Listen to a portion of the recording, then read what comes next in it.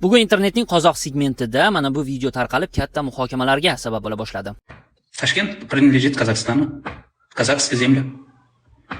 Ты сейчас серьезно говоришь? Более серьезно.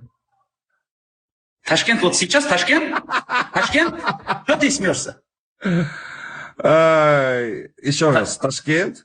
Ташкент, Ну? Ташкент, вот, Да. Ташкент Да. был казахской землей.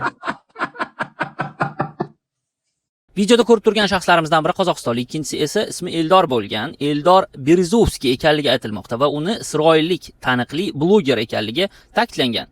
Ismiga ko'ra, isroillikdan ko'ra rossiyalikka o'xshar ekan. Mayli, xullas kalom, ana shu qozog'istonlik yigit Eldor Berezovskiyga Toshkent bir paytlar Qozog'istonning bir qismi bo'lganligi haqida ta'kidlagan. Bu aynan qaysi kontekst bo'yicha, qanday muloqot asosida kelib chiqqanligi aniq emas, ammo kesib olingan video materialda ayni shu qismi keng tarqalib muhokamalarga sabab bo'lgan. Toshkentning Qozog'istonning bir qismi ekanligi iddio qilinganidan keyin Eldor Berezovskiy kulgudan o'zini to'xtata olmagan.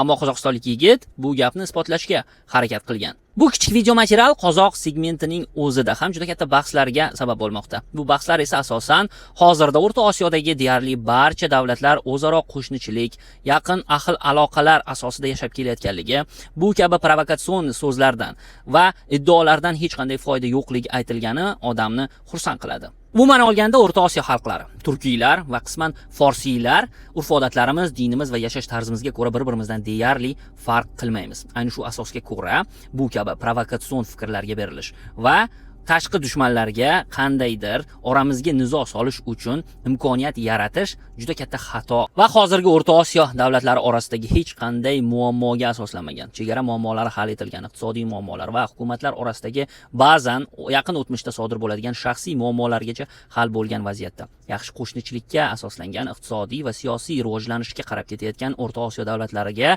bu kabi provokatsiyalar umuman kerak emas.